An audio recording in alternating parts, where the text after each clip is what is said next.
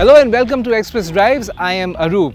Ever since the Himalayan was launched by Royal Enfield in 2016, it has been growing from strength to strength. The company has been chipping away its rough edges, and that is the reason why the affordable ADV has reached a cult status. Now, based on the customer feedback, Royal Enfield is going to take out a brand new bike which is based on the Himalayan.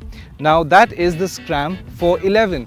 Now, this motorcycle is a multi-purpose motorcycle. It brings additional agility, which is essential for urban conditions. Along with that, it also retains its rugged and off-roading capabilities. Now, this motorcycle goes squarely against the ADV Scrambler. We have all seen the reports, we have all seen the test mule photographs, but today we're going to find out what the Scram 411 is all about. But before we start, if you haven't already subscribed for our channel, please do so and click on the bell icon so that you're updated with the automotive news, and also do let us know what you think of this motorcycle and the review.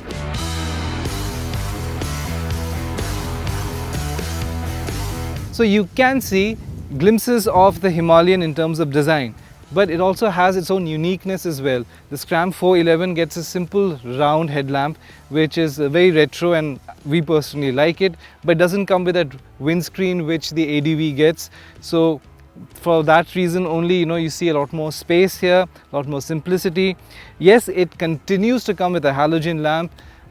Do you think that it's high time they get an LED headlamp? Well, do let us know, because we would love to hear from you. The other big change is the front tyre. It is a 19-inch tyre. It's not a 21 like the Himalayan. The rear tyre itself remains the same. It's a 17-inch. As the front tyre has been downsized by 2 inches, that has also affected the ground clearance by 20 mm. So now the Scram has a ground clearance of 200 mm, which in all honesty is good enough, because we went over dirt tracks, gravel tracks, went over big boulders as well, and it had plenty of ground clearance. And let's not even talk about the day-to-day ride, because it just will go over each and everything that your tarmac can throw. Moving forward, it continues to be equipped with the 300 mm disc brake in front and the 240 disc brake in the back.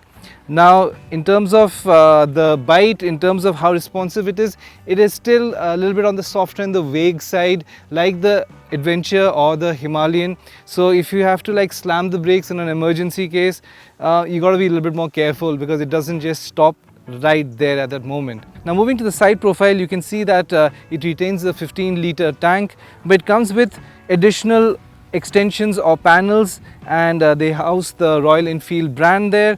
Again, we would love to know, what do you think of styling, because styling is an extremely personal thing, so please do let us know. Then moving forward, you can see that the seat itself is now a single piece seat. It's not a split seat like it was in the Adventure, the Himalayan. And but how comfortable is it? Now, we have driven over 100-120 kilometers today. It is extremely supportive. It is quite good actually and comfortable, but it is tad bit on the softer side. So if you're riding on long distances, then you end up sinking into the seat, so that can be a little bit uncomfortable. But if you're riding in the city, absolutely no issues at all. The other thing is also the seat or the saddle kind of lacks a grip, so you tend to kind of slide a bit forward. But apart from that, again, if you're riding and commuting in the city, then you will have no issues at all. So as you can see, the rear design is very similar to the Himalayan. The tail lamp is the same, but the fender, they have chopped it off, so it looks a bit more sportier. And the main or the important update here is that the grab rail is lower, and they have done this purposely so that for the pillion rider, this is a lot more accessible. They can climb on top of the bike and sit on the saddle easily. So the Scram 411 comes standard with a single multifunctional speedometer, very similar to the Meteor. Now, there is an option to bring in or attach the tripper, that is the turn-by-turn navigation system based on the Google Maps, which also made its debut in the Meteor, but that is an accessory. It comes standard with only one speedometer, and this multifunction screen reads out 2 trip meters, the odometer, tells you the time, gear indicator as well, and of course the fuel gauge. Now, This bike is equipped with dual ABS channel, but unlike the Himalayan, you cannot switch off the rear ABS. So there is no additional switch to switch off the ABS.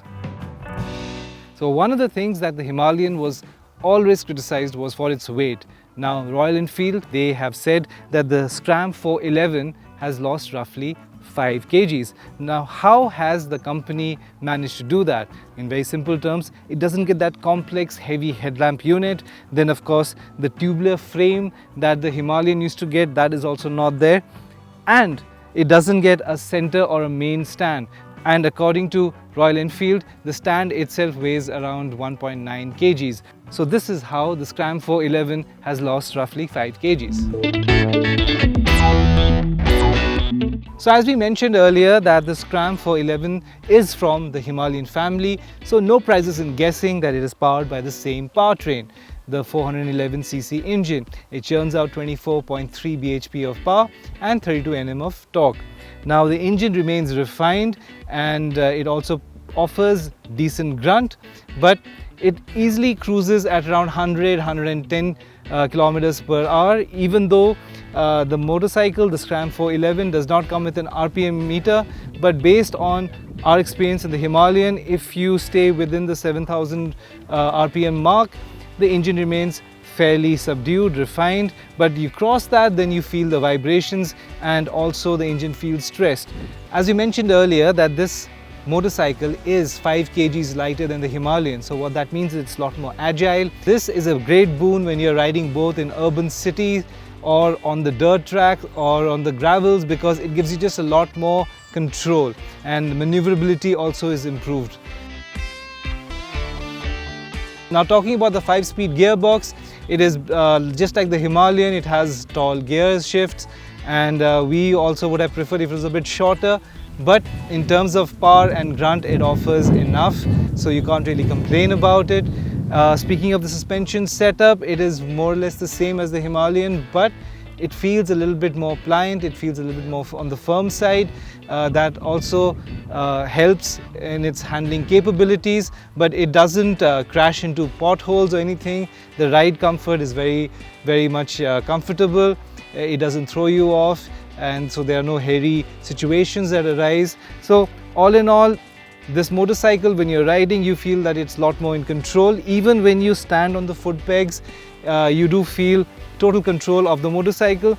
Yes, the positioning of the handlebar is certainly different from the Himalayan, but again, if you're standing on the foot pegs, you have total control and you can hold the handlebar with total confidence. But if you are tall, like over 6 feet, then you might have to crouch a bit. It's not the most comfortable riding position.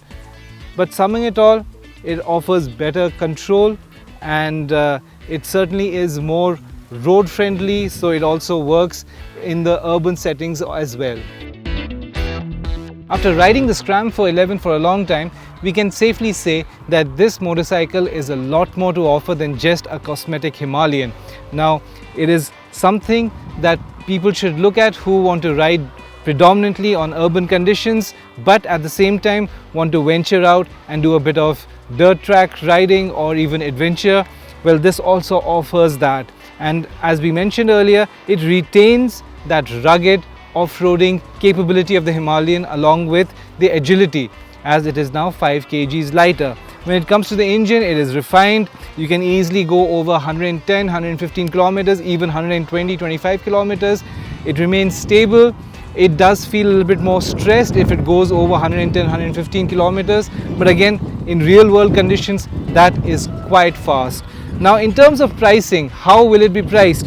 Well, as we mentioned, it is going to go squarely against the YesD Scrambler. So it might be, or it should be, priced somewhere in the region of 2 lakhs, because the Himalayan on-road price is almost 2.5 lakhs.